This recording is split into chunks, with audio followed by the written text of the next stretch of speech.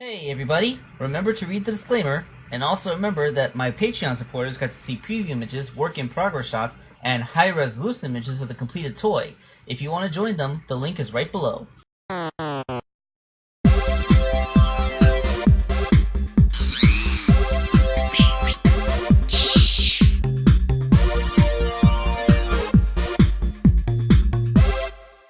Hello out there, this is WickAngel 2001 coming at you with a commission for repeat customer SATAMfanFF.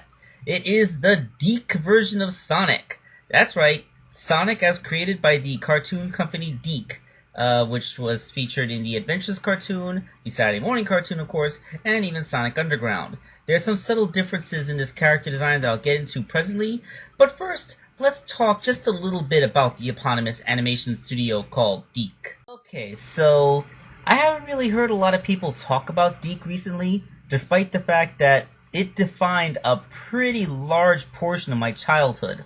A lot of my favorite shows from my youth would actually be made by Deek, although I'm pretty sure like most of my younger audience probably remembers them from that one Robot Chicken sketch where they did a parody of Space Jam with Tiger Woods they called Golf Jam. Here you can see characters from Heathcliff, Mummies Alive, Street Sharks, Extreme Dinosaurs, and of course all the way on the left there you see Princess Lana from Captain N, the Game Master.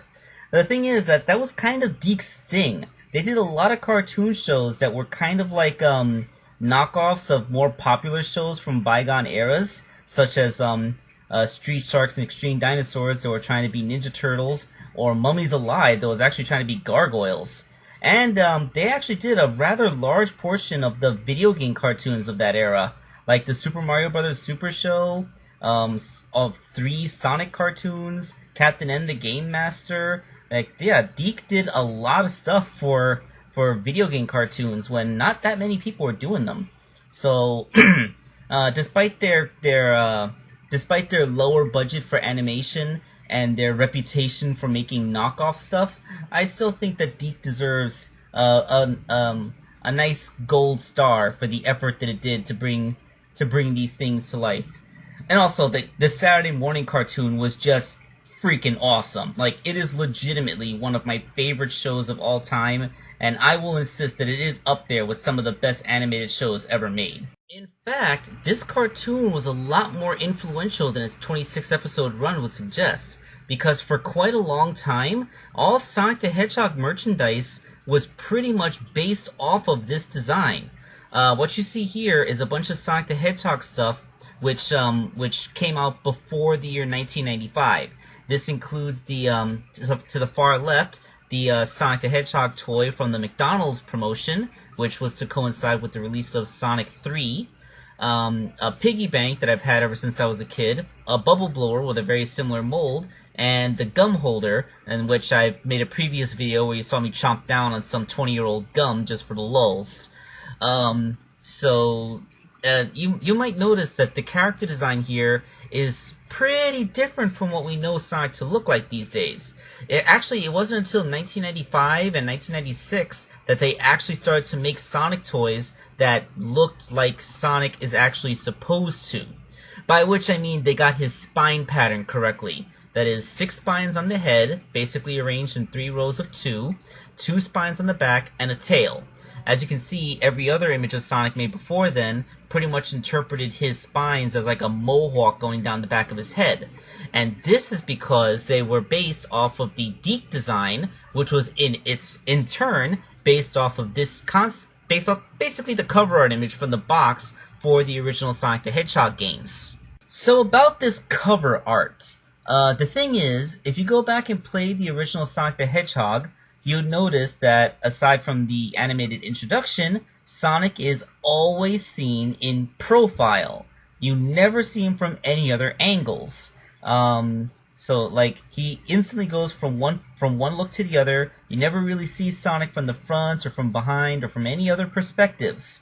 By Sonic 2, they had the 3D half-pipe stages for the special stages, which were the first time we ever actually saw Sonic's proper spine pattern, but by that point, a lot of merchandise was already being produced, and the cartoon was already in development. So they had already come up with character designs pretty much based off of this, and you know, they're not going to change all their animation cells and their mold tooling and stuff because that'll be way too expensive.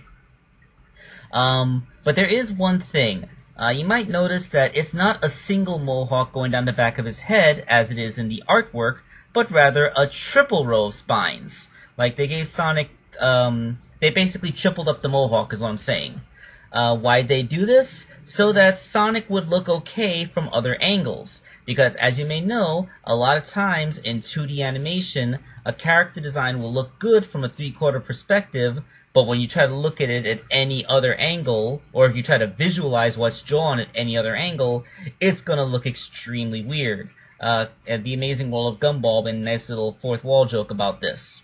And so this is where we stand. We are making an actual action figure to, as best as we can, replicate the DIC Sonic design, where his spines are basically a mohawk that goes down his back, and, you know, he basically would look like he did in the Sonic Saturday Morning cartoon. And, of course, the base figure for this is going to be Classic Sonic, because what other base could I possibly use, right? This required me to dismantle the figure, of course, and as you may see, I have separated the head from the body, something that I said that I wouldn't really be able to do with this figure because of the way it's built. Well, it turns out that there is a way to do it, and all you gotta do is pull the jaw off. Yeah, this is not recommended for amateurs because when you peel this jaw off, you are taking off a piece that's glued on, and you do have to glue it back into place. And you have to be careful about where you apply the glue, or else you might accidentally get some into the joint, and then the head won't want to move anymore. So once I did this, I of course cut the back of the spines off, as you can see, and I repainted the muzzle because I would have to repaint the figure, and since I couldn't get any paints to precisely match what was already on the figure, I just had to repaint the whole thing. On the back, I cut off Sonic's spines, and the reason for this is so that I could mold on his backpack. Yeah, if you watch the cartoon, you might notice that Sonic carries a backpack in just about every episode. I think there's maybe 1 or 2 episodes where he's not wearing it, but basically that's where he keeps his rings. Apparently they just didn't think that we could stretch our credulity enough to think that Sonic just pulls the magic rings out of nowhere. He has to have something to keep them in. So once that was on, everything's painted.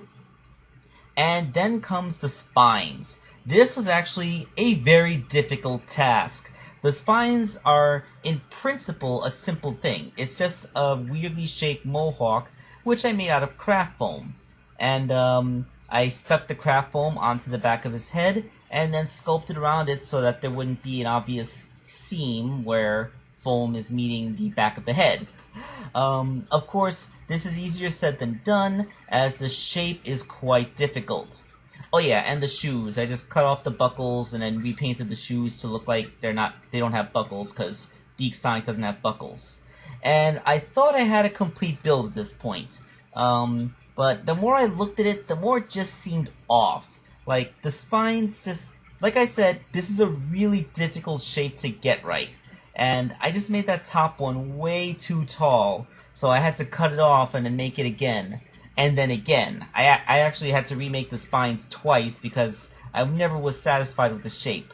But I think this was the best that I got. So that is Sonic with his mohawk. Let's do a final victory lap and get this video done. So there he is, Sonic the Hedgehog in his SatAM design. And yes, just like I thought, that looks really weird from the front. And the funny thing is, you actually can't do the 3/4 perspective if it's a 3-dimensional shape. It's physically impossible. That's why all the merchandise had to have 3 rows of spines, because you needed one to be in the middle to define the profile, and then 2 more going off at an angle to make it look good from a 3/4 perspective. So that being said, I might alter this figure if SATAMfanFF wants it done that way, but he might be committed to the single mohawk look. We'll have to see how he reacts. If he wants it to change, then I will do an update, but this is as he requested. So, this is Wake Angel 2001, and for now, I'm signing off.